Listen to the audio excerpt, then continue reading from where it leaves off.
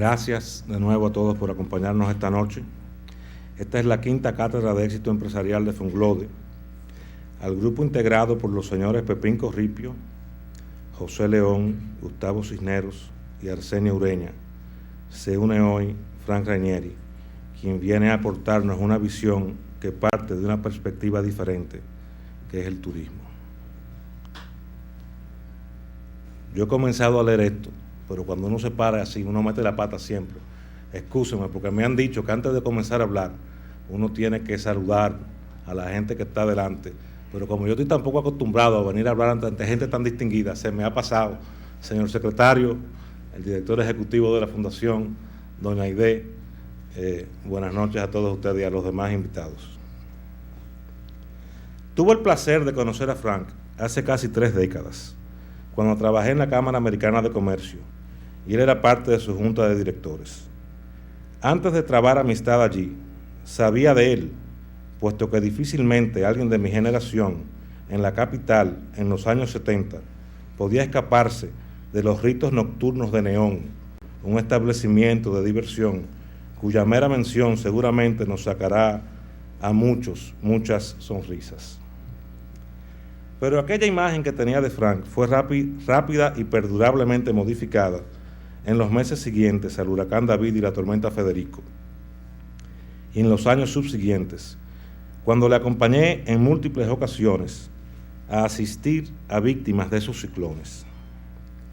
Fuimos a lugares tan remotos, tan distantes de su área de negocios, que mucha gente no entendía la pasión con que aquel joven empresario se involucraba en esas tareas de responsabilidad social.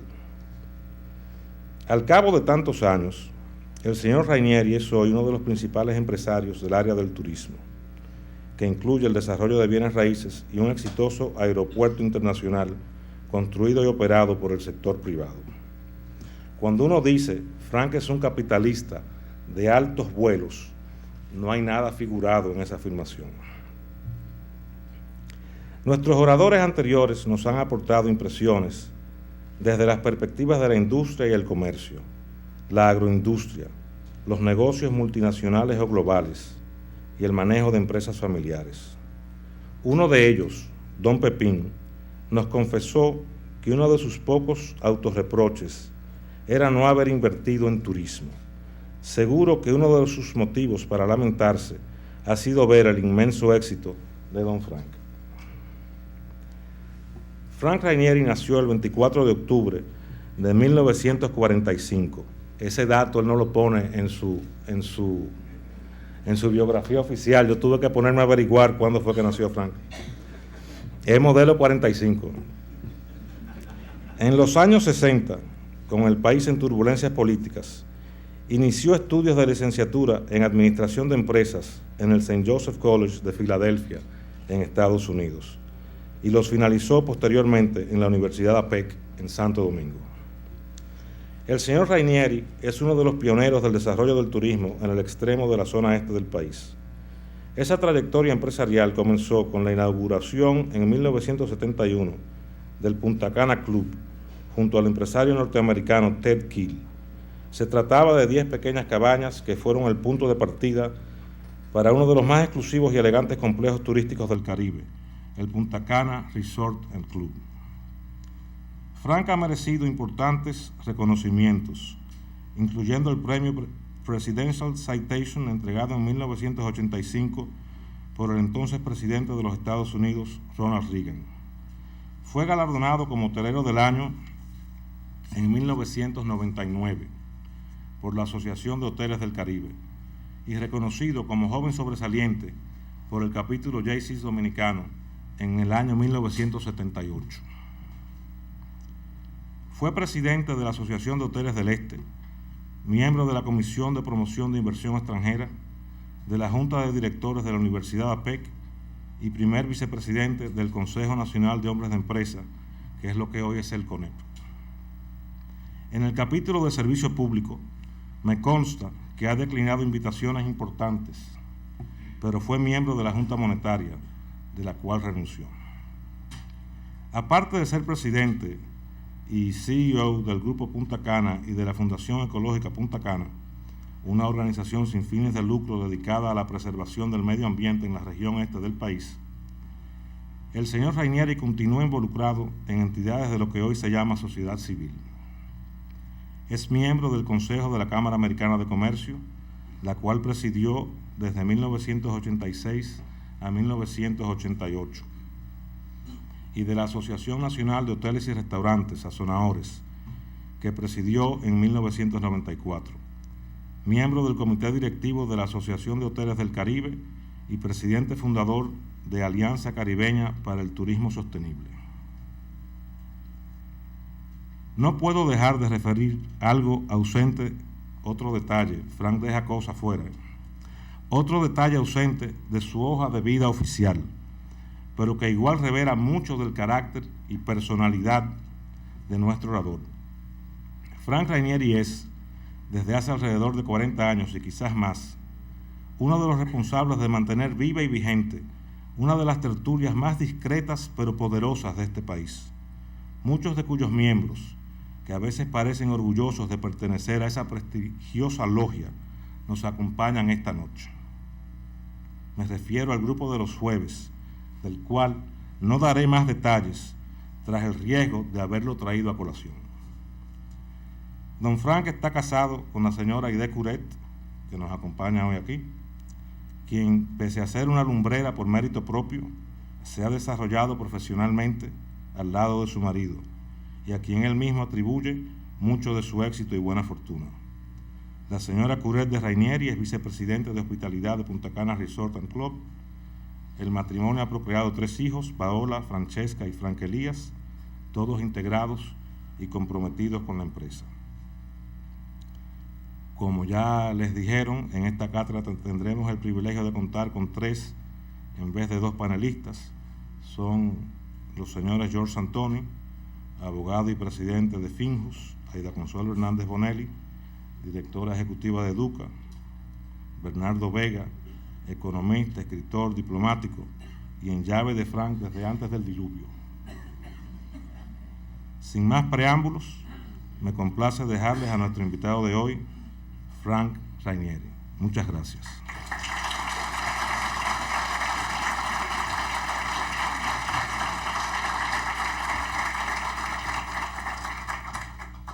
Muchas gracias, José.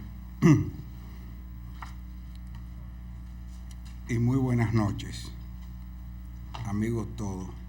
Quiero primeramente agradecer a Freddy Nanzade y a José Báez y a todo el grupo de la Fundación Global por esta invitación, que me honra, pues me siento altamente distinguido de comparecer a narrar lo que ha sido la historia empresarial mía y del Grupo Punta Cana. Segundo, quiero agradecer a todos y cada uno de ustedes por acompañarme aquí esta noche. Algunos se han desplazado desde Higüey, desde Punta Cana. He visto aquí amigos sindicalistas, congresistas, secretarios de Estado, colegas de la industria turística. La verdad que me siento sumamente emocionado y les quiero agradecer esto. Y tercero, ayer se cumplieron 45 años de la muerte de Trujillo, lo que llevó a ese hecho histórico. Yo quiero darle las gracias a toda la familia que lucharon por nuestra libertad, porque si no fuese por ese día, hoy no estuviese yo aquí hablando de liderazgo empresarial.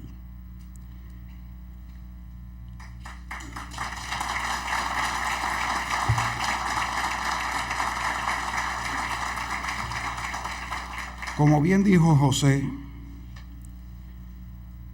ya llevo acumulado casi 40 años como empresario, dedicado principalmente a lo que es hoy el Grupo Punta Cana, un conjunto de empresas de servicio relacionadas con el sector turismo. Y es precisamente el turismo el capítulo final de esta historia, actividad que en la actualidad constituye para nuestra sociedad el principal factor dinamizante de su economía y su actividad productiva con mayor vitalidad, razón por la cual hoy ser parte del sector constituye motivo de orgullo, pero no siempre fue así. Si nos remontamos 3 décadas atrás, en los años 70, recordaremos una economía sustentada por las exportaciones de azúcar, café, cacao y tabaco. Un país con un presupuesto nacional que no superaba los 300 millones de dólares y apenas unas 962 habitaciones hoteleras, mayormente construidas por el régimen de Trujillo en la capital y en las cabezas de provincia, en edificaciones que se habían convertido en elefantes blancos. Yo, como todo joven de mi época y algunas generaciones subsiguientes, me formé enfocado al desarrollo del sector agropecuario, porque entonces se postulaba que éramos un país eminentemente agrícola y nuestro futuro estaba en desarrollar el campo. Eran los tiempos en que los medios de comunicación y el liderazgo nacional nos decían insistentemente que el azúcar era nuestro petróleo, y el gobierno de turno hacía campañas con el eslogan "Dominicano, corta tu caña". Mi primera experiencia empresarial fue, por tanto, en el sector agrícola. Al finalizar los años 60, junto a varios amigos de mi hermano mayor, creamos Agritec, Agricultura Técnica, una empresa para ofrecer servicios agrícolas a la que me incorporé sin haber concluido mis estudios universitarios. Esta se convirtió rápidamente en la empresa de fumigación aérea más grande de su tiempo, teniendo como patrimonio operativo 7 avionetas y 34 tractores. Esta experiencia me dio la oportunidad de recorrer el país por los 4 costados y conocer nuestro pueblo, que en ese entonces residía en mayor proporción en el campo. Tuve también la oportunidad de ser parte de grandes e innovadores proyectos agrícolas, entre los que se encuentran la primera gran siembra de fresas a escala comercial en Montecristi, la siembra de sorgo en La Canela, Santiago, y la primera siembra de arroz por avión en Cotuí. Sin embargo, con el paso del tiempo, me di cuenta que la verdadera vía del desarrollo dominicano no estaba en la agricultura. Comprendí que si bien la agricultura era y seguiría siendo importante, no era el camino que nos llevaría al verdadero desarrollo, porque nuestra frontera agrícola es muy limitada y no podíamos competir con el desarrollo tecnológico y el potencial productivo de las inmensas extensiones de terrenos disponibles para la agricultura masiva que existen en países como los Estados Unidos, Argentina y Brasil. Esta visión del desarrollo y del futuro sembró en mí la semilla del cambio y la inquietud para la búsqueda de otras oportunidades. La ocasión llegó pronto. En 1969, gracias a la intervención de familiares, actué como traductor de un grupo de norteamericanos que buscaban tierras para instalar una escuela de marinos mercantes. Sobrevolando el país, encontraron las aisladas bellezas de nuestra costa este, en ese momento cubiertas de bosque que llegaban hasta los arenales. Entusiasmado por la belleza de sus playas, a pesar de no existir vía de comunicación hacia ellas, los norteamericanos, encabezados por Ted Keel, uno de los abogados más prominentes de los Estados Unidos, decidieron adquirir 3 propiedades, pero sin ningún verdadero proyecto para ellas. Para ubicarnos en el contexto, recordemos que Higüey, capital de la provincia, era en aquel entonces un pueblo de ganaderos con una población de apenas 21,000 habitantes. Era una comunidad pequeña y tradicionalista, con fuerte peso rural y escaso desarrollo, con dependencia de la ganadería y una actividad comercial limitada. Al poco tiempo, al problema de no tener un plan de acción, se sumó la inquietud por la ocupación de grandes extensiones de terrenos en los bosques de la región este, protagonizada por campesinos nómadas desplazados de la cordillera central por una ley forestal que acababa de aprobar el gobierno. En esos días leí un artículo en la revista Life en español sobre una villa pesquera de la costa del Pacífico mexicano, donde se estaba construyendo un pequeño hotel para los artistas de la película La Noche de la Iguana, que se comenzaba a rodar con Richard Burton y Elizabeth Taylor. Afirmaba la revista que después de esa película, este lugar, Puerto Vallarta, se convertiría en un destino turístico.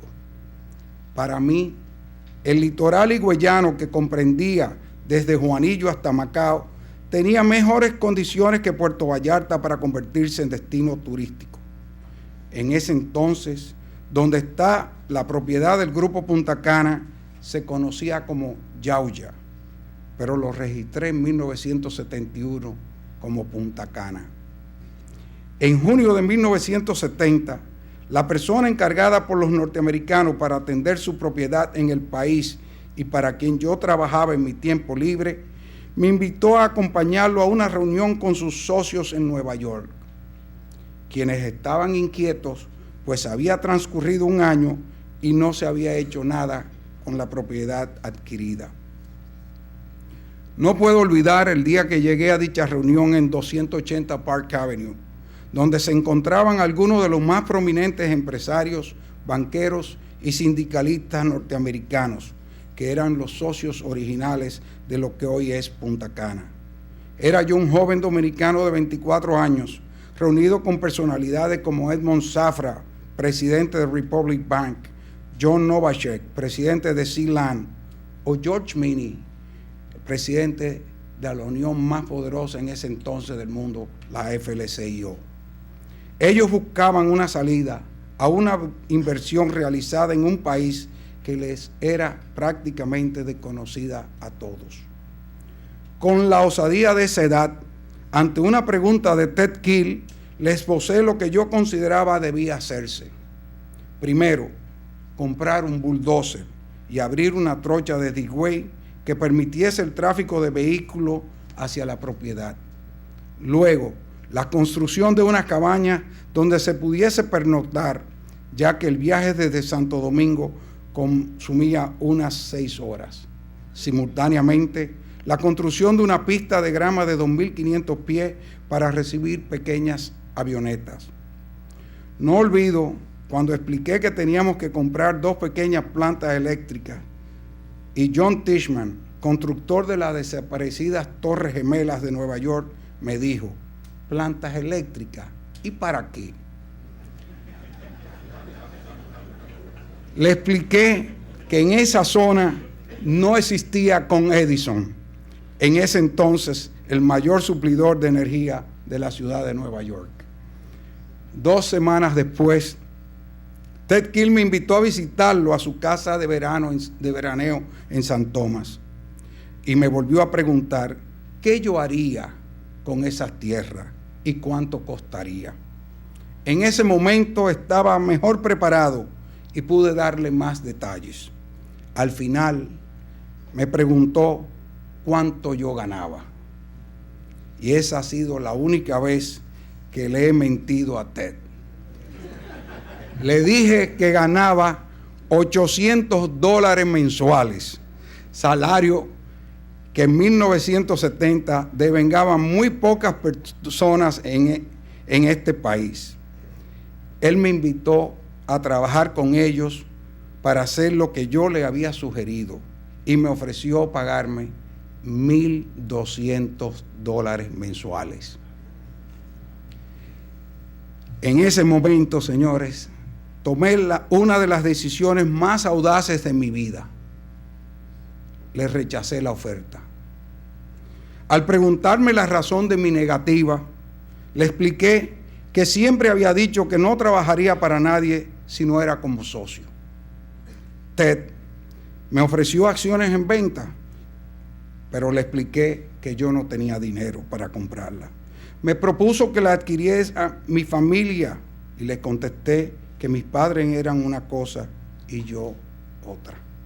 Entonces, con esa inteligencia natural que le caracteriza, él me dijo: te voy a pagar entonces $1,000 mensuales y te voy a dar el equivalente a $200 mensuales en acciones. Y en adición, si haces el camino, las cabañas, la pista, etcétera, con el presupuesto y en el tiempo que dices, te damos un 2,5% de las acciones como bono. Y así comenzó todo. Pero el camino por trillar iba a ser duro. Los años 70 eran una época política y económicamente complicada para un país que venía de una férrea dictadura, seguida por una guerra civil y una intervención del ejército de los Estados Unidos. Poco después, en 1973, el Congreso aprobaría una ley de incentivos al turismo, pero realmente, ¿cuántos creían en esto? Eran los tiempos en que el pueblo y casi todos los sectores del país se burlaban del entonces director de turismo, don Ángel Miolán, diciendo en son de broma y burla: ¿y los turistas dónde están? En la cabeza de Miolán. Crear el sueño Punta Cana exigía de mucha imaginación y fe en el futuro. Hablaba de una actividad desconocida en el país, que sería implantada en una zona aislada, sin carretera, ni siquiera un camino vecinal, y mucho menos acceso a un aeropuerto. El primer paso fue la construcción de un hotel de 20 habitaciones y la pequeña pista de aterrizajes que inauguramos en 1971. Ya me creía hotelero. No olvido las reacciones de incredulidad cuando en agosto de 1976 informé en Higüey que estábamos haciendo una sociedad con Club Mediterráneo para la construcción del primer gran hotel de playa que abrió sus puertas en la región, y anuncié la construcción de un aeropuerto internacional. Ese día tuve la osadía de predecir que Higüey sería la más importante zona turística dominicana. Me quedé corto. Afirmación que reprodujo para la historia el periódico higüeyano El Cometa en su edición de septiembre de ese año. En 1981 se inauguró Club Mediterráneo Punta Cana, y esto me confirmó que resultaba imprescindible el aeropuerto que estábamos gestionando, porque las vías de comunicación existentes no permitían el desarrollo de la zona. Pasamos 7 años y 3 gobiernos luchando para que nos autorizaran a construir lo que sería el primer aeropuerto internacional privado del mundo. Me decían que estaba loco. Recuerdo una columna de bromas de un diario de circulación nacional que dijo: al amigo Fran Rainieri el sol de la playa lo ha afectado. Pretende construir un aeropuerto privado en medio del monte. Por la perseverancia con que he actuado siempre, nos autorizaron la construcción de nuestro aeropuerto. En ese momento solo existía un hotel en la zona, el Club Mediterráneo, con 350 habitaciones. Nos lanzamos con $50,000 a diseñar e iniciar la construcción. Tuvimos que ser ingeniosos para construirlo sin dinero. Contamos con el apoyo de muchas personas.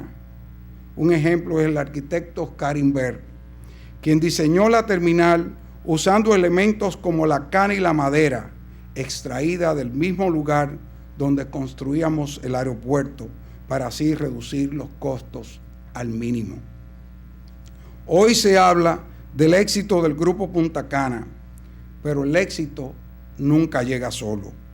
Los factores que conducen al éxito son principalmente, desde mi punto de vista, la visión, la perseverancia y el trabajo.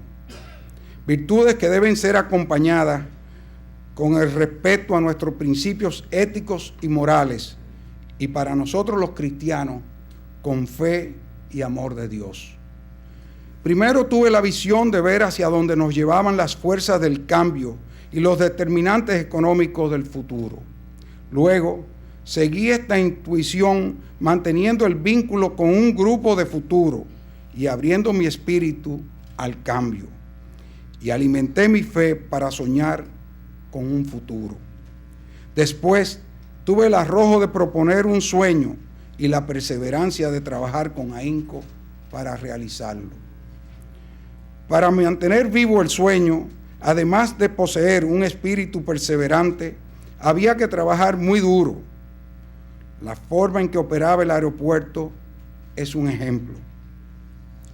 Cuando lo abrimos en 1984, solo recibíamos un vuelo de Prinair en un avioncito de 19 pasajeros que llegaba los sábados desde San Juan de Puerto Rico.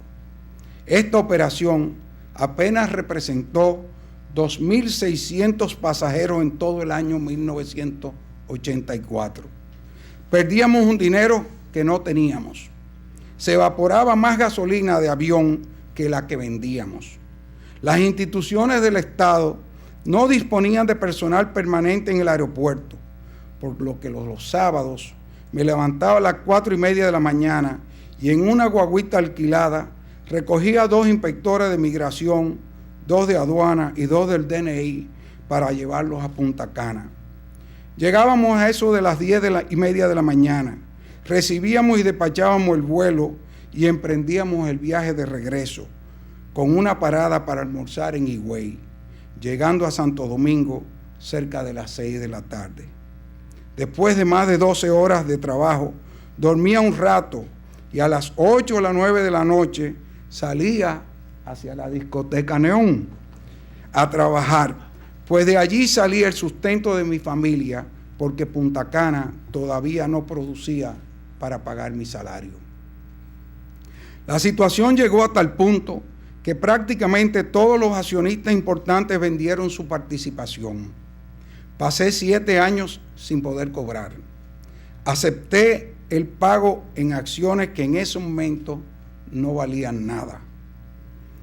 En un momento dado, mis padres llamaron a mis hermanos y juntos me sugirieron dejar ese sueño, alegando que estaba desperdiciando mis mejores años en un proyecto sin mucho futuro. En una ocasión en que recibí una propuesta muy interesante de trabajo, ante las limitaciones y la existencia de 3 niños, mi esposa Aide me pidió pensarlo. Fue la época en que, con la mirada y el pensamiento firmemente puesto en el futuro, le pedí a mi esposa Aide otro sacrificio, que abandonara su carrera profesional y se integrara conmigo, pues no podía pagar lo que realmente costaba un gerente de proyecto. Punta Cana ha dejado de ser un proyecto. Hoy es un conglomerado empresarial que pronto cumplirá 37 años, cuyas iniciativas han contribuido a crear el polo de desarrollo más pujante en la historia económica moderna de la nación y uno de los principales contribuyentes al fisco. Con la apertura del aeropuerto comenzó un proceso de cambios y desarrollo que no se ha detenido. En 1985 abrió su puerta el primer hotel de inversión española. Desde entonces se han construido otros 52 establecimientos en la zona, con más de 24,000 habitaciones hoteleras. En el 2005 llegaron casi 1.5 millones de turistas por el aeropuerto de Punta Cana y este año esperamos llegar a cerca de 1.6 millones de turistas. La zona se está convirtiendo en el principal destino de golf, con 9 campos construidos o en construcción. Para tener una idea adicional del movimiento económico de la región, debo citar que existen 16 centros comerciales. Se están desarrollando 2 urbanizaciones. El sector transporte cuenta con 840 autobuses y 450 taxis. Y aquí se encuentran los líderes empresariales de ese sector. Y el sector energía tiene más de 100 megavatios de capacidad instalada. La comunidad financiera tiene 13 oficinas y 49 cajeros automáticos. Y la zona demandó el año pasado bienes y servicios por 3.500 millones de dólares. En Higüey, el impacto ha sido tremendo. La comunidad de 21,000 habitantes se ha convertido en una ciudad de más de 150,000, con la mayor demanda de bienes y servicios por personas del país. La tercera oferta de servicios financieros, la tercera en consumo energético, automóviles y motores. Y el senador de la provincia recién electo no me deja mentir. Y es un generador neto de ingresos para el Estado, porque aporta muchísimo más de lo que recibe. Solo el año pasado, el aeropuerto de Punta Cana generó 95 millones de dólares y 328 millones de pesos en ingresos para el gobierno. Hasta el 2004, en un periodo de 35 años, la inversión pública en la zona Juanillo-Macao sumaba no más de 5 millones de dólares. Es preciso destacar que el presente gobierno ha cambiado esta política y en estos momentos tiene en construcción el Boulevard Turístico, una avenida que comunicará a todos los hoteles y el Aeropuerto Internacional de Punta Cana. Esta obra está destinada a cambiar el perfil urbanístico, definir y organizar claramente la zona turística, estimular nuevas inversiones y facilitar la comunicación y el desplazamiento de nuestros visitantes en la región. Esto enriquecerá la oferta complementaria y estimulará el crecimiento del gasto de los turistas. De igual manera, está en carpeta la llamada autopista del Coral, que creará un corredor vial que acortará el tiempo de trayecto entre Punta Cana y Santo Domingo y unirá los 3 aeropuertos internacionales de Santo Domingo, La Romana y Punta Cana.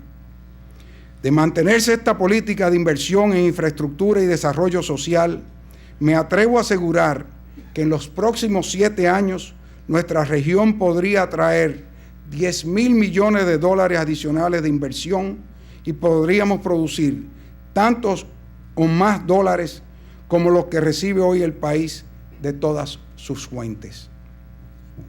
Estos datos hablan del impacto local y nacional de una empresa.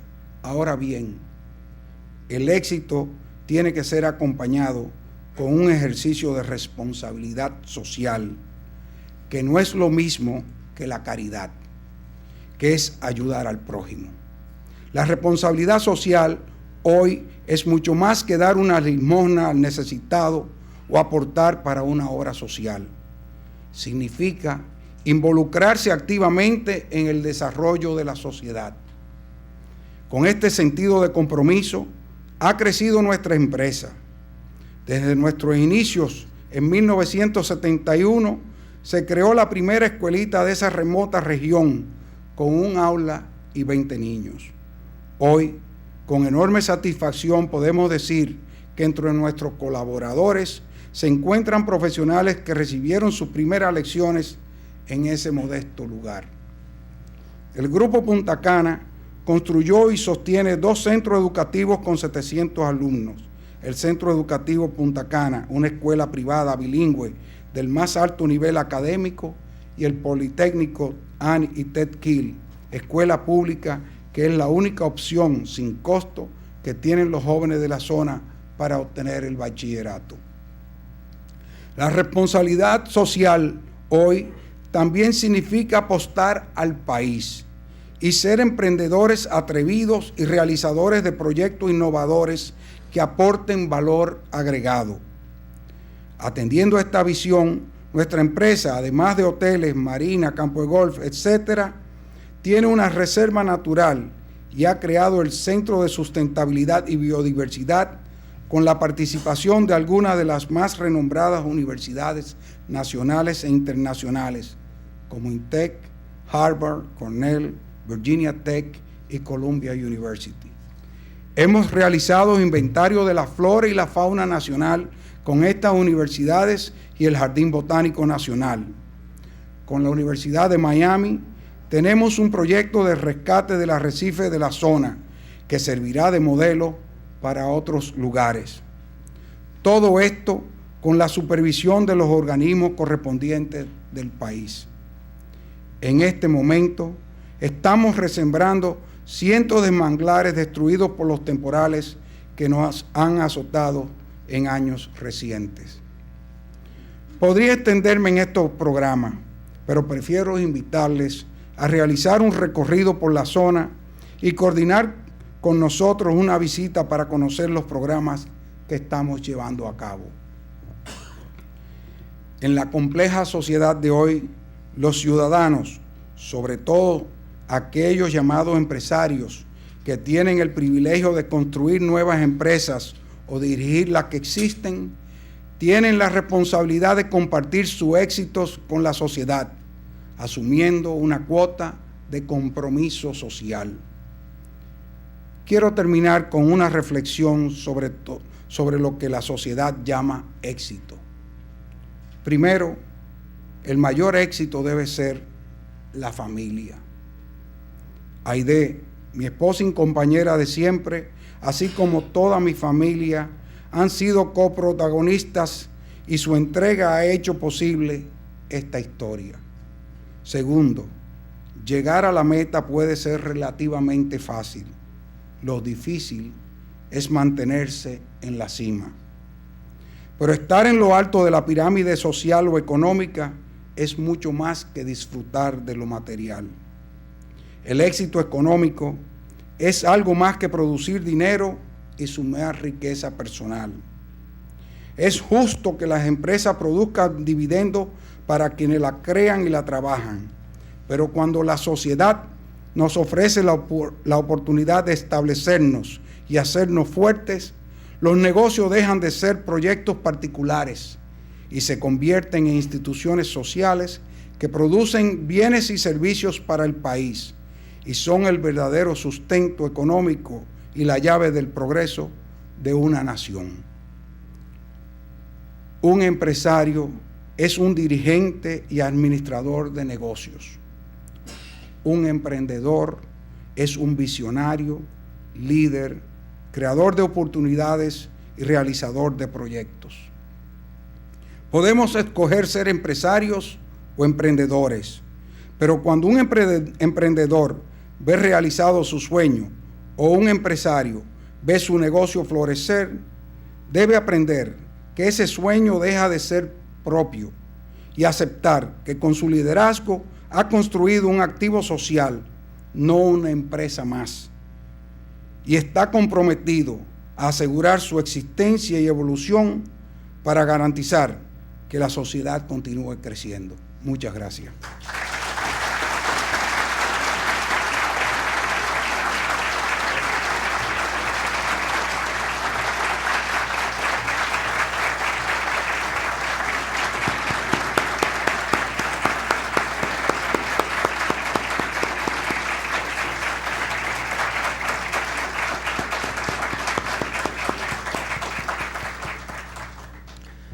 Me alegra ver que todos los oradores que hemos traído coinciden en algunos puntos básicos, como ser perseverantes, tener visión, soñar y la importancia de la familia.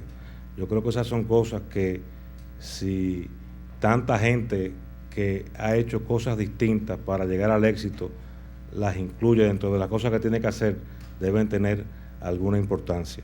Pero yo no voy a ponerme ahora a hacer lo que deben hacer esos tres señores, que es comentar la cátedra de Frank. Así que voy a invitar a Aida Consuelo a que sea la primera de los tres en comentar la charla de Frank.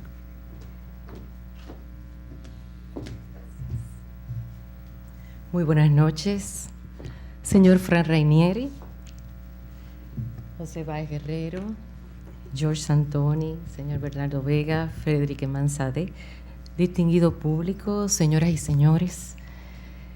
En primer lugar, quiero felicitar al señor Frank Rainieri por su exposición y realmente le agradezco que haya compartido con nosotros lo que ha sido su experiencia como empresario al frente del Grupo Punta Cana, experiencia que más bien es una vivencia muy cercana a sus afectos.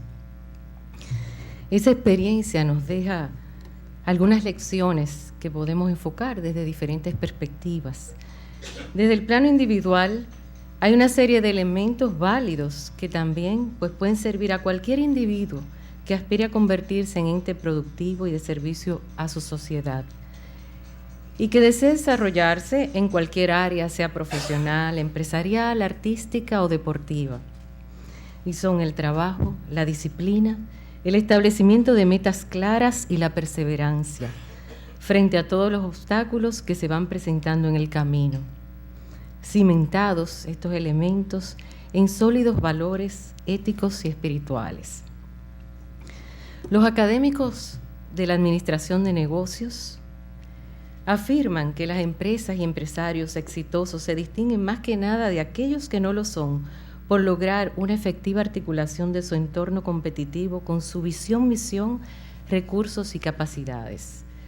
Y como segunda condición, disponer del liderazgo motivante y movilizador de las energías y recursos para traducir esa articulación en resultados y realidades.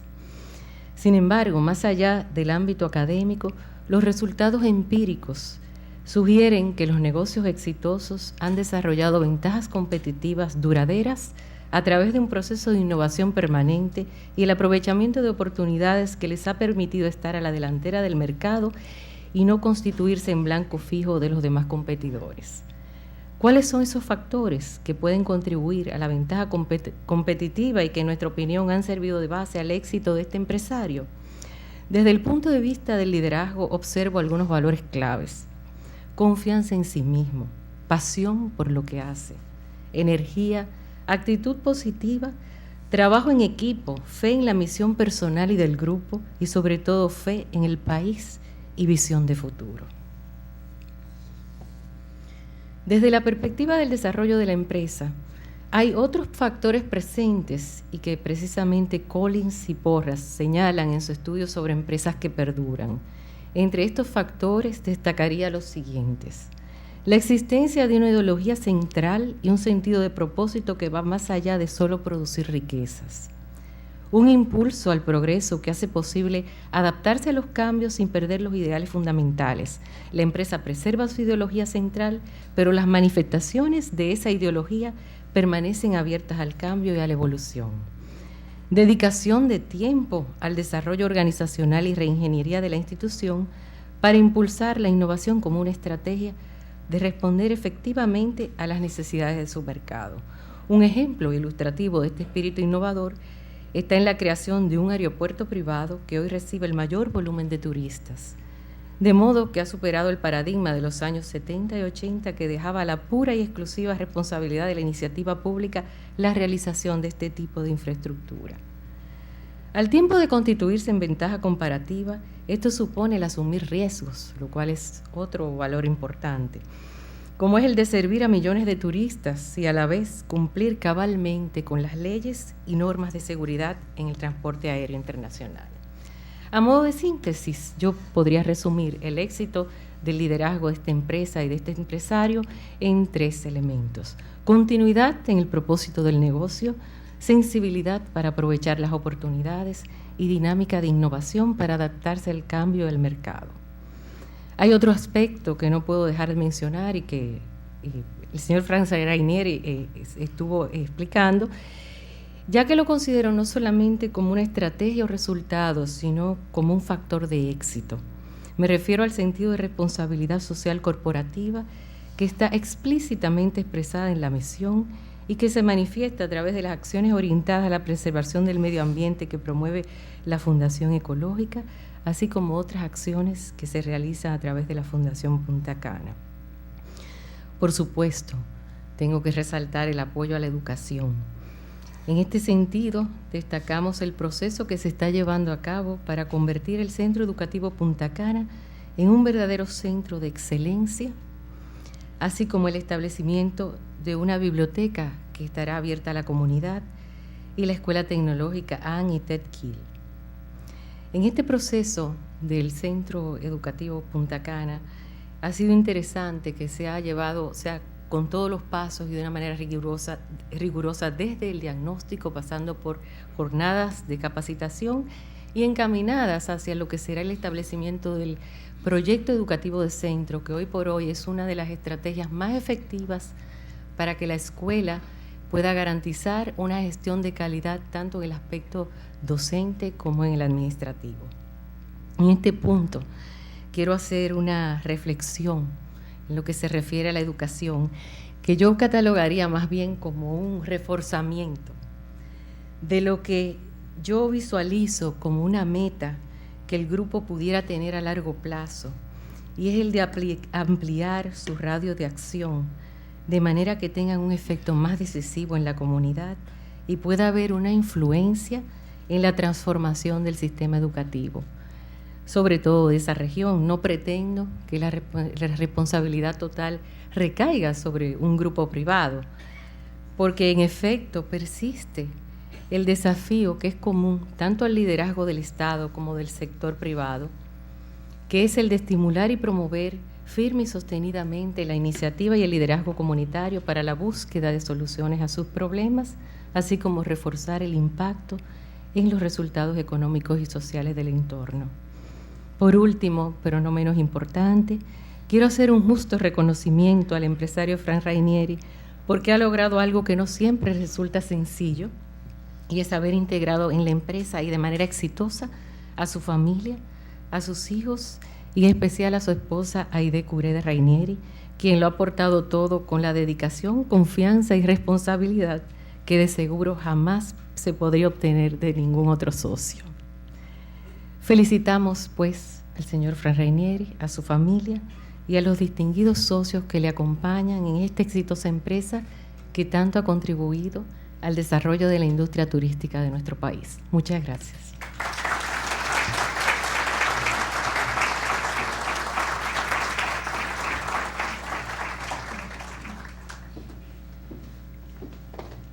Muchas gracias a la licenciada Aida Consuelo Hernández Bonelli. Ahora oiremos a George Santoni, quien va a comentar la cátedra del señor Rainieri.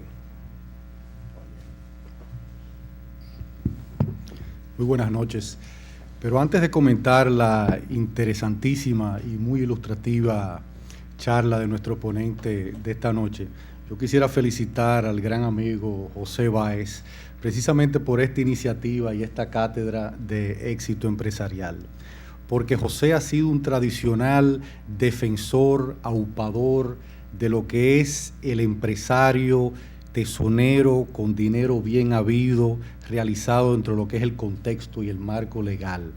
A través de muchos años, en una cultura y quizás con una tradición donde más bien lo que se predica es un tanto el bajo perfil, precisamente por los riesgos quizás institucionales que tiene el país, quizás un poco aplicando la máxima de ese eticista encubierto Maquiavelo, que decía que no se podía construir al lado ni del río, ni del rico, ni porque el río se lo lleva, el rico lo compra y el tercero era el rey, pero el rey se lo quita. Así que José siempre, a través de décadas, ha defendido y ha resaltado esa figura, y es una óptica con la que particularmente me identifico, y desde mi humilde esquina de la sociedad civil trato también de promover aquellos proyectos que resalten lo que es el derecho de propiedad y lo que es la protección muchas veces necesaria del empresario o el emprendedor, como decía el amigo Frank Rainieri. Y es precisamente en ese contexto que se ubica la experiencia de vida del señor Frank Rainieri, donde yo creo que hay dos características que se resaltan de su ponencia y de su trabajo, y es la visión y la perseverancia. La visión precisamente por identificar un proyecto hasta el desarrollo de toda una comunidad donde antes no se veía, ver que ahí había un gran potencial y tener el coraje de haberlo predicho en un momento de lo que a la larga se tornó en realidad, que fue que se convirtió en el principal polo turístico. Y más importante quizás hasta que la visión es la perseverancia de haber trabajado fuertemente, incansablemente hacia lograr ese propósito. Pero todo eso enmarcándolo en lo que comentaba de José, en lo que es el trabajo dentro del sistema, actuando apegado a las leyes, a la ética y lograr ese triunfo sin evitar lo que son esas normas que nos deben regir, que es lo que hace especialmente digno de reconocimiento ese trabajo, esa hoja de vida. Y solamente quisiera, por último, comentar y a la vez felicitar lo que son las iniciativas sociales que ha desarrollado, porque si bien siempre he pensado que los dos ejes principales de desarrollo que debe tener un país es precisamente la consolidación de su institucionalidad, el segundo es la educación. Así que haber hecho una parte para dedicar recursos, tiempo y esfuerzo en crear y compartir con lo que son los habitantes de la zona, dándole el mejor bien que se le puede dar, que es la educación, es verdaderamente digno de reconocimiento. Así que me uno a las expresiones de darle un sentido agradecimiento al señor Frank Rainieri por lo que ha sido su hoja de vida y por la generosidad de compartirlo con nosotros esta noche. Muchas gracias.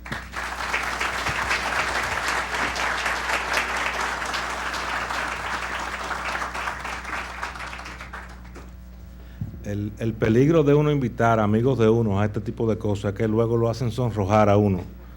Pero muchas gracias, George. Ahora vamos a oír al embajador Vega, quien también va a comentar la cátedra de Frank. Muy buenas noches. Si no me equivoco, fue alrededor de principios de la década de 1990, cuando en América Latina se comenzó a hablar de la viabilidad de aeropuertos privados y de la necesidad de privatizar los aeropuertos estatales.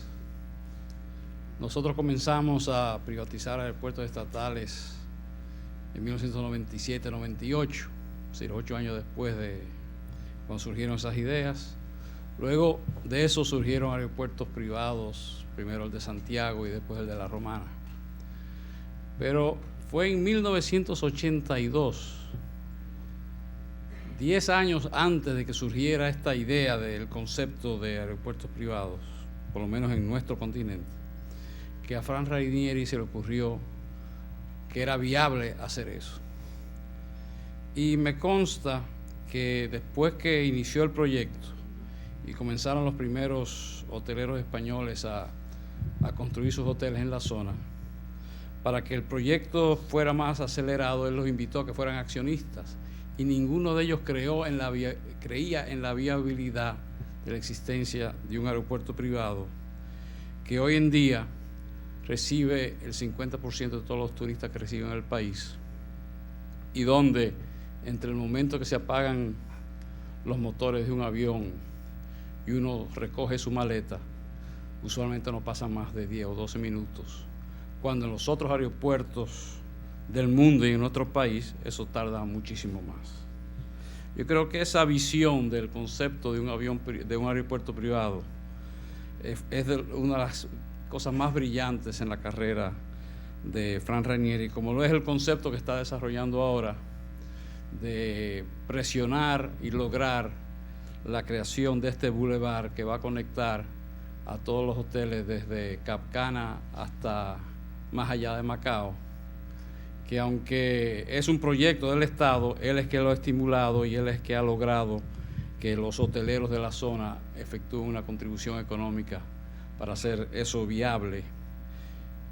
Y otra cosa que contrasta mucho la zona, creo que es el hecho de que cuando uno está en Punta Cana, uno nota orden, uno nota planificación y seguridad, y eso contrasta con la rabalización con que se ha desarrollado el resto de la zona al norte de Punta Cana, y que con suerte este proyecto de bulevar va a lograr aminorar ese problema. Frank Rainieri habló sobre responsabilidad social y las cosas que ellos han hecho ya. Yo quisiera enfatizar, por ejemplo, la escuela. Allí hay unos 400 estudiantes, entre los cuales hay hijos de los campesinos originales de la zona, compartiendo clases con hijos de noruegos y españoles cuyos padres trabajan en los hoteles. Y esa escuela tiene una de las calificaciones académicas más altas de todo el país. Asimismo, el Politécnico, promovido por su socio Teddy Ankill, que es una escuela de bachillerato, tiene características muy especiales. Yo lo visité hace un tiempo con un experto en educación dominicana y me dijo, no entremos porque está cerrado. Y yo, ¿por qué está cerrado si hoy es un día de trabajo, un día laboral? No hay nadie. Digo, vamos a insistir, y entramos, y era que todos los maestros y todo el mundo estaba estudiando adentro. Y me dice que en la República Dominicana, en la mayoría de las escuelas secundarias hay mucha gente fuera. Es decir, es un prototipo totalmente, un tipo de escuela de bachillerato muy diferente al resto del país. Allá también en Punta Cana hay escuelas preescolares, y Frank no lo mencionó, pero también con los recursos de Punta Cana se ha construido una escuela, perdón, una iglesia. Tanto Frank como los comentaristas que me antecedieron han enfatizado el concepto de perseverancia en la labor de Frank. Y voy a citar para concluir dos casos que enfatizan ese concepto. Me consta que en una ocasión, creo que fue alrededor del año 80, vi a Frank muy entristecido y le dije, ¿qué pasaba? Y dice, es que los bancos están a punto de ejecutar la garantía y quedarse con las tierras porque no podemos pagar las deudas. Y él, con su perseverancia, logró que sus socios originales aportaran más recursos para que se pudiera seguir en el proyecto. Y finalmente, ¿en qué compañía los socios originales siguen contentos, alegres y felicitan al principal ejecutivo cuando su primer dividendo en efectivo fue 36 años después de haber sido constituida la compañía? Muchas gracias.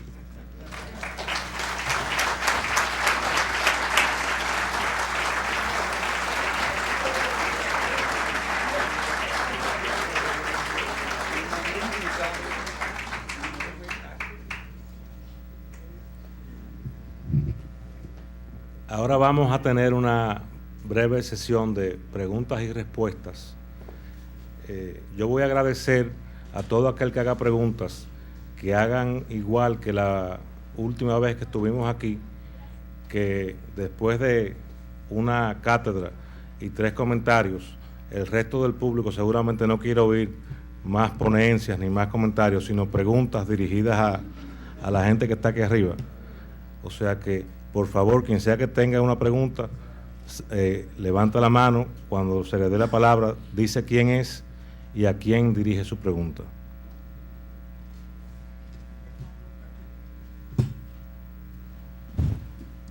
Antes que nada, buenas noches a todo el mundo. Me llamo Víctor Geldes, yo soy arquitecto.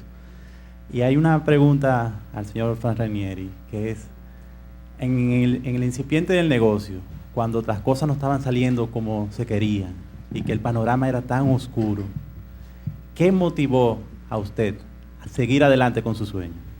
Gracias. No recuerdo cuál de los panelistas dijo que una de las cosas que había notado es que yo tengo fe en las cosas y pasión. Si tú tienes fe y pasión, te aprietas los cinturones, como bien dijo Bernardo, precisamente. Hoy luce todo muy bonito, pero no en una ocasión, en 2 ocasiones estuvimos a punto de perder todo nuestro esfuerzo. Pero con perseverancia, con trabajo y apretándose los pantalones, se puede seguir adelante. En el caso mío tuve que aplicar el pluriempleo para poderme sostener. Pero fui creativo también. En nuestro país, hasta el momento que hicimos Neón, primero 2001 y después Neón, no existían discotecas. Y siempre había la impresión de que la discoteca era en centro de drogas y centro de prostitución. Yo creo que el hombre, cuando tiene visión y fe en lo que está haciendo, siempre va a buscar una forma de poder sobrepasar los momentos difíciles.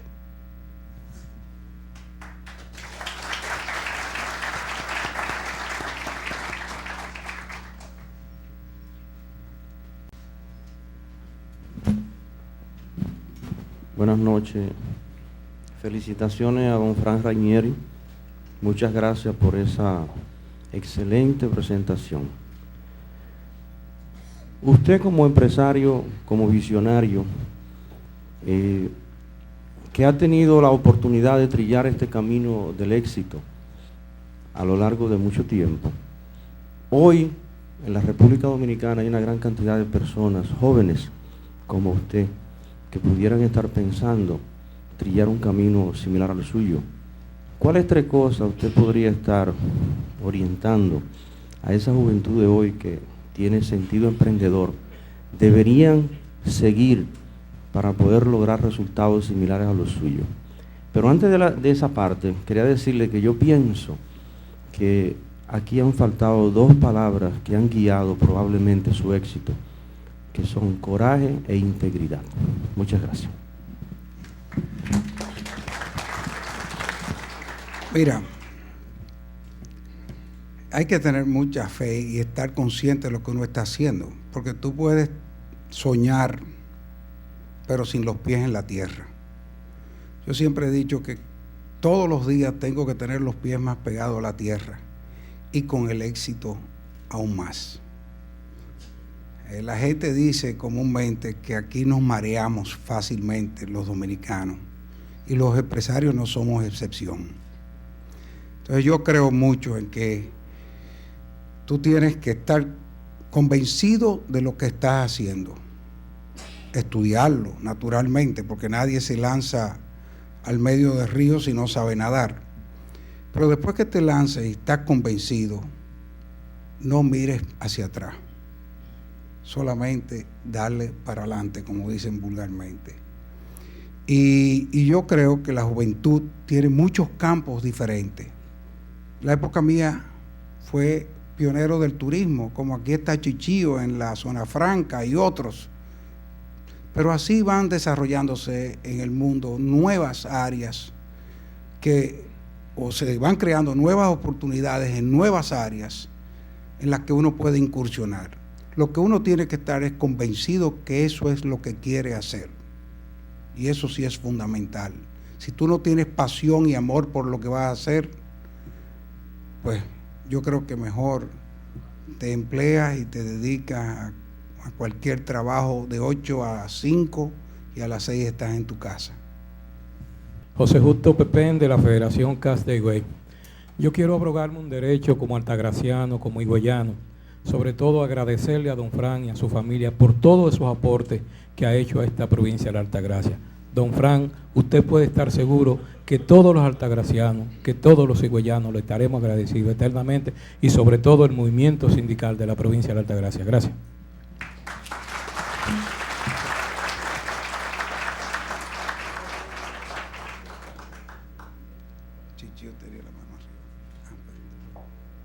Buenas noches, yo soy Diana Dalmací y tengo el privilegio de trabajar en Punta Cana. Yo trabajo de 7 días a la semana, me paso 5 días en la semana en Punta Cana, lo cual para mí es un paraíso. Solamente tuve media hora en un tapón hoy miércoles aquí porque vine a ver a Fran. La pregunta para Fran es la siguiente. Ya pasamos el gran reto que fue el aeropuerto, se diversificó el Grupo Punta Cana. ¿Cuáles son los próximos, cómo tú ves Punta Cana dentro de 5 años? ¿Cuáles son los próximos retos? ¿Cuáles son las nuevas visiones de Fran Rainieri? Debo aclarar que Diana trabaja independientemente, no para nosotros. Mira, sin lugar a dudas, yo siempre he creído que el mundo es de evolución. Cuando yo comencé en esta industria en el año 1971, el mercado en que estábamos buscando era el norteamericano. Fonso lo recuerda muy bien porque se integró en esa época a Casa de Campo. Y buscamos el mercado norteamericano. Rápidamente en la zona nos dimos cuenta, ya para 1987, que el mercado norteamericano tú necesitabas mucho dinero para promoción y condiciones que no tenía el país ni la zona en ese momento. Nos fuimos a Europa y trajimos el turismo europeo. Cuando ya el turismo europeo tenía 7 o 8 años, nos dimos cuenta de que ya es repetitivo, había que buscarle otra cosa. Y ahí se inició, no en nuestra zona, sino en Puerto Plata, pero allá se tomó el todo incluido como una forma de venderle y atraer a la gente. Nosotros hoy ya nos lanzamos, nos salimos del todo incluido. Creemos que hay que rescatar otro segmento. Pero en adición a eso, yo creo que el futuro de la República Dominicana en el sector turístico va a tener un alto componente de algo que algunos proyectos, y voy a repetir aquí como Casa de Campo, han hecho en los últimos 25 años. Y es la segunda casa de extranjeros residiendo en nuestro país.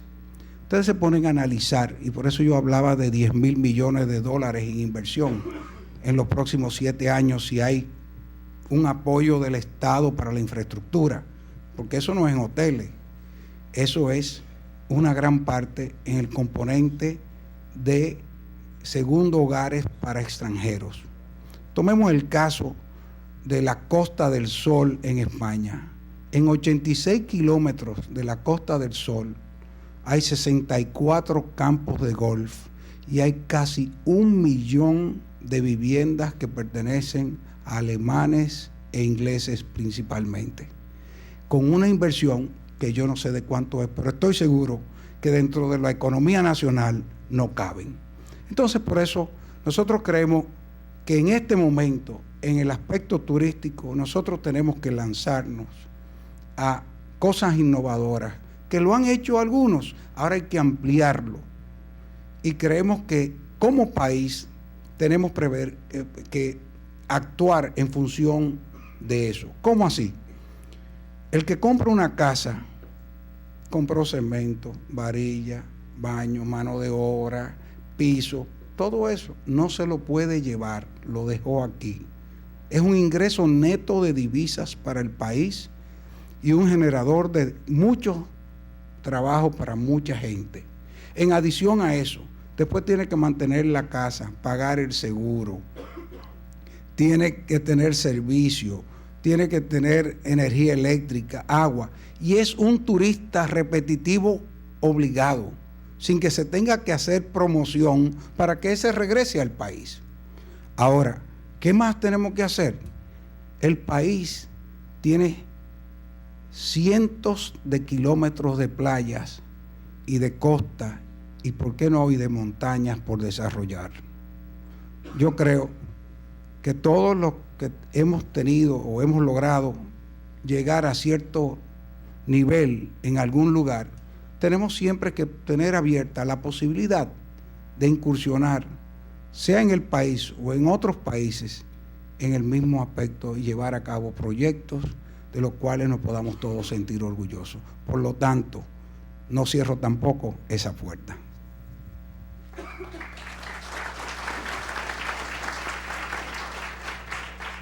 Don Fran, por la charla que hizo, que es excelente.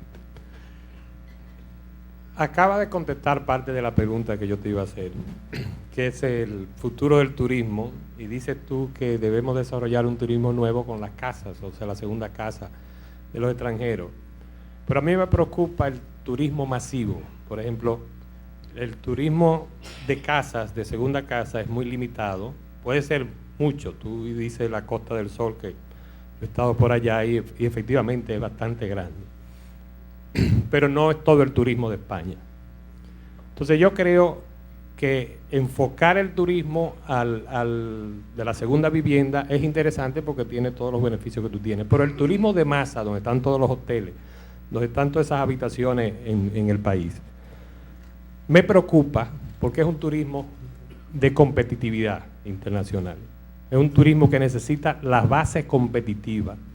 Y yo lo que te quiero preguntar, ¿cómo está la base competitiva del país? Tony está trabajando en eso, pero todavía no ha llegado a los niveles de decir lo que está haciendo. En la parte mía, a mí me preocupa mucho. En la zona franca tenemos un problema de competitividad del país. Yo digo, el turismo tiene ese problema también. Sin lugar a dudas. Mira, déjame comenzar por atrás y después voy hacia adelante.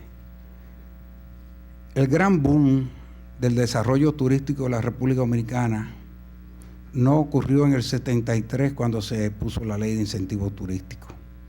No ocurrió cuando el Estado invirtió en infraestructura en algunas regiones. El gran boom vino entre 1984 y 86 con la sincerización del peso dominicano. Esa es la realidad. Los números están ahí, los podemos buscar. Ahí saltamos de 4.000 habitaciones a 16.000 en 4 años. Eso, sin lugar a dudas, es una realidad que se debe tomar en cuenta. No para que como algunos creen, que quieren fijar una tasa de cambio. No, yo nunca he creído en fijar nada. Yo lo que creo que se debe dejar es al libre cambio, que fluctúe como tenga que fluctuar. Esa era la última parte de tu pregunta. Déjame ir ahora hacia el primero. Mira, los destinos en países como el nuestro, que es dentro de las islas del Caribe, la segunda más grande, la República Dominicana, nosotros tenemos que tener todo tipo de turismo. Tenemos que tener el masivo, tenemos que tener la élite, tenemos que tener y trabajar para todos los segmentos, porque también no todas las zonas del país tienen las mismas condiciones. Eso es algo que yo he tratado de repetir y decir durante los últimos 25 años. El modelo Punta Cana, posiblemente no hay otra región en el país donde se pueda desarrollar igual. Hay que hacerles modificaciones. ¿Por qué? Por ejemplo, Samaná tiene muchas playas bonitas, pero la península, al ser tan estrecha, podría ser sumamente afectada si se construye en la forma que se ha construido en Punta Cana. Entonces hay que buscar un modelo intermedio. En Barahona hemos hablado que es el sitio ideal para el turismo de retirados de un nivel. ¿Por qué? Por su belleza natural, que es totalmente diferente a las playas de la zona nuestra. Entonces yo creo que lo que tenemos es que hacer un análisis ponderado y trabajar para llevar diferentes tipos de turismo a diferentes regiones del país. Ahora, lo que sí es cierto, y es donde no nos podemos cegar, es que la República Dominicana tiene casi 10 millones de habitantes y estamos recibiendo, bueno, los números, cada uno da sus números. Yo, Fran Rainieri, digo que vamos a llegar a 3 millones de turistas este año, porque mis cifras son un poco diferentes a las que normalmente se mencionan. España tiene 50 millones de habitantes y 52 millones de turistas. Francia tiene 74, creo que fue el año pasado, 76 millones de turistas. O sea, y lo que tiene son 60 millones de habitantes. ¿Por qué nosotros no podemos recibir 5, 6 o 7 millones de turistas? Yo estuve en Vietnam hace 14 meses y en Vietnam me dijeron que ellos pretenden llevar 2 millones de americanos para el año 2000 a hacer turismo a Vietnam.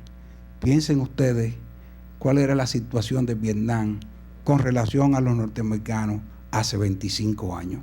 Entonces, yo creo que nosotros lo que tenemos es que ver claramente, quitarnos esa venda que nos tapa a veces y a tomar las decisiones correctas y hacer del turismo un proyecto que vaya muy relacionado al desarrollo integral de la República Dominicana.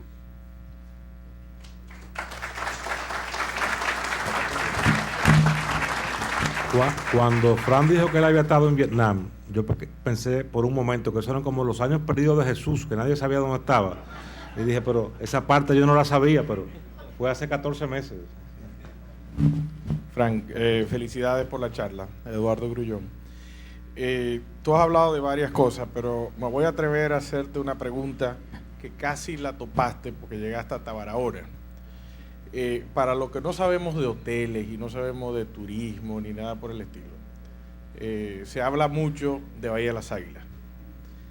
Yo no la he sobrevolado, no sé si tú la has sobrevolado con Ted o no. ¿Qué tú crees? Es decir, ¿qué debe de pasar de Barahona para allá en República Dominicana? Porque se oyen muchas cosas, pero como que de alguien con visión, alguien como tú que tiró adelante Punta Cana y lo que es la costa este, ¿va a haber otro Frank Rainieri para esa área? Bueno, la última parte no la voy a contestar, me voy a limitar a la primera parte. Mira, yo conozco los Bahías de las Águilas desde el año 1967, cuando tenía el negocio de tractores y avionetas, porque precisamente preparamos la tierra de algodón de Oviedo.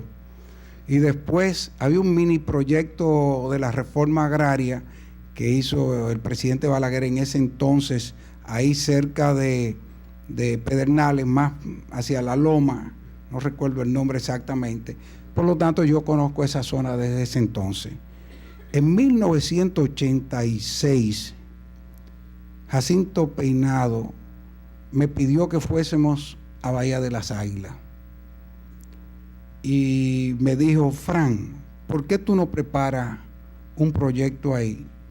Que yo voy a hablar con el presidente Balaguer para darte todo el apoyo. Desde entonces yo he ido con varios secretarios de estados de turismo a la zona. El problema de Bahía de las Águilas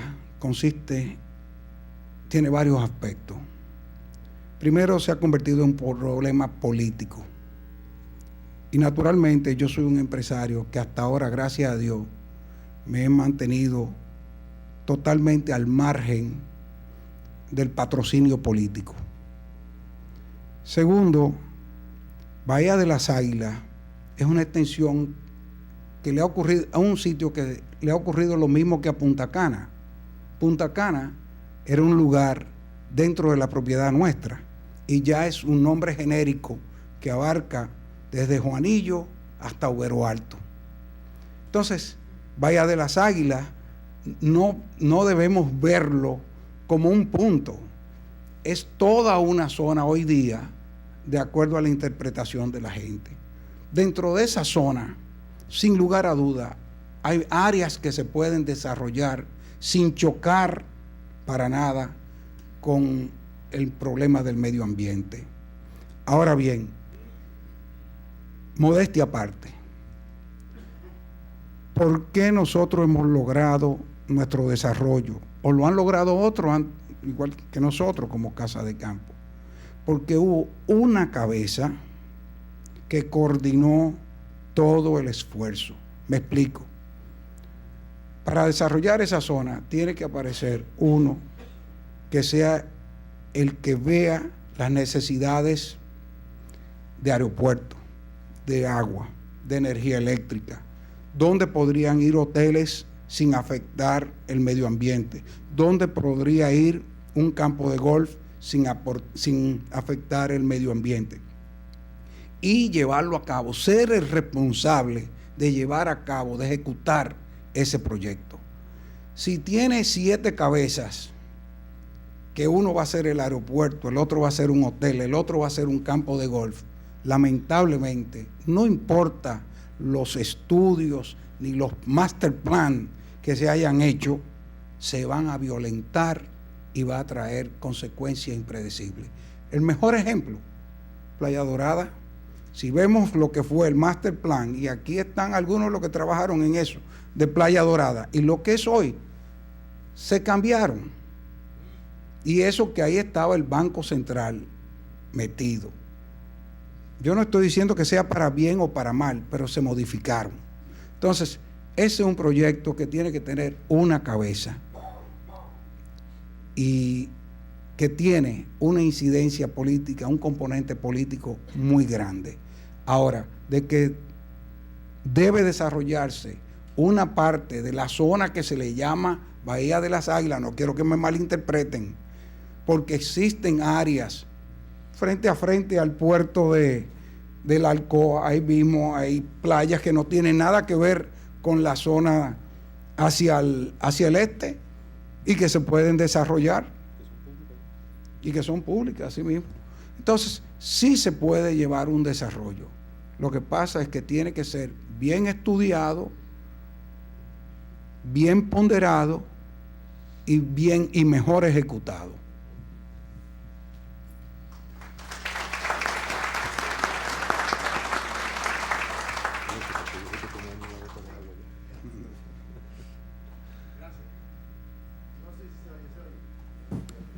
Así se oye. Frank Rainieri. Señores, yo me permito hacer un comentario. En el año 1997, el Banco Mundial de la República Dominicana, el Banco Mundial a la República Dominicana tenía disponibilidad de $200 millones para lo que yo considero que es, en el aspecto del desarrollo turístico, una de las partes más importantes que no se ha tocado, pero que siempre es la cenicienta, que es el saneamiento del medio. Yo creo que nosotros tenemos una infraestructura básica en carretera. Cualquier país de Centroamérica no tiene, ni ningún país posiblemente de América, la cantidad de carreteras que tenemos nosotros por kilómetro cuadrado. El licenciado Bernardo Vega ahorita habló sobre cuando tú llegas a Punta Cana, lo que se ve: seguridad, desarrollo y más que todo ordenamiento. Nosotros creemos que en el desarrollo turístico de la República Dominicana, repito, es un punto muy importante el saneamiento del medio. Me refiero a la disposición de las excretas, agua potable y la recogida de la basura. De eso se ha hablado mucho. Yo quiero en este momento decir que en Punta Cana, todas las aguas residuales, producto de los hoteles, villas y demás, son tratadas. Pero voy más lejos. Son tratadas y es agua que no contamina ni el subsuelo ni el suelo, y tampoco genera, o mejor dicho, consume un ápice de energía eléctrica en su tratamiento. Toda esa base de tecnología que se puede hacer en la República Dominicana, reactores anaerobios de flujo ascendente, laguna de oxidación, etcétera. Nosotros creemos, y vamos a felicitar a Frank, que ha creído en esta tecnología. Cuando llegaron en el 97, todos los técnicos de Israel y de todas partes cogieron a Punta Cana de ejemplo y pensaron que eso se podía hacer en todas partes. Hoy las aguas negras van a Sosúa, Cabarete, La Terrena, Samaná, etcétera. Y esa parte nosotros le damos muy poca importancia. Yo creo, Frank, te felicito, creíste en eso y tiene todavía el deseo de que eso siga adelante. Muchas gracias. Solamente un comentario que creo que es importante, que esas aguas no solamente deben ser tratadas, sino recicladas. Nosotros, gracias a Dios, toda el agua que se usa para campo de golf y para las áreas de jardines de todo el proyecto son recicladas, porque lo que no debemos es simplemente tratarla e inyectarla al subsuelo, debemos reciclarla.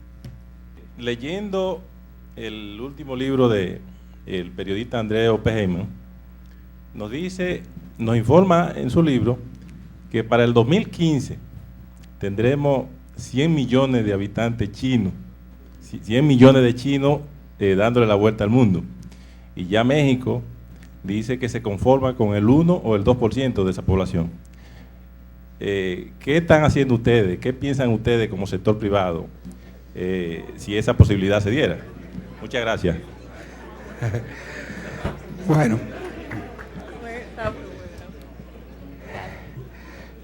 Esos no son cuentos chinos, son realidades. Miran, nosotros tenemos que tener un orden de prioridades, porque si comenzamos a tirar como Jack Veneno, patadas voladoras, resulta que nos vamos a cansar con un esfuerzo enorme en muchos sentidos diferentes. En este momento, el país tiene unos mercados que son prioritarios y que hay que mantener para los próximos 5 años, esencialmente europeo, norteamericano y canadiense. Piensa tú que Punta Cana, que es donde más llega norteamericano hoy, hace solamente 5 años, en el año 2000, recibió apenas 64,000 norteamericanos por vía aérea en vuelo directo desde Estados Unidos, y este año recibió 670,000. Mira todos los americanos que nos quedan, porque ahorita se me olvidó mencionar algo muy importante con lo de Chichío. Este año en esta década entran al mercado de retirado 65 millones de lo que le llaman baby boomers, o sea, los nacidos en los años finales de la Segunda Guerra o posterior y antes de la guerra de Corea. Por lo tanto, ahí hay 65 millones de potenciales clientes que tenemos, y es la generación que se retira con más dinero en la historia de lo que es el mundo moderno. Ahora bien, volviendo a la China, nosotros, sin lugar a dudas, el mercado japonés y el chino son mercados de futuro. Pero tenemos que recordar que menos de la mitad del camino de la China y de Japón están las islas del Pacífico Sur, Hawái, Australia, Tailandia. Nosotros acabamos de regresar ahora en un viaje por Myanmar y Laos y Camboya, y son sitios que se están desarrollando vertiginosamente en cuanto al turismo. En Camboya son solamente en Angkor, donde están las famosas ruinas, han crecido están multiplicando su turismo a razón de un 25 o un 30% anual. Y esas son zonas que están a 2 horas, 3 horas, 5 horas de la China.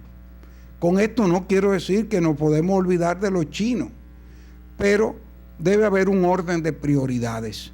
Y en este momento la República Dominicana debe concentrar su esfuerzo fundamentalmente en Europa, Estados Unidos y Canadá, y algunos países de Sudamérica que tienen un volumen importante del turismo, como Brasil, Argentina y Chile.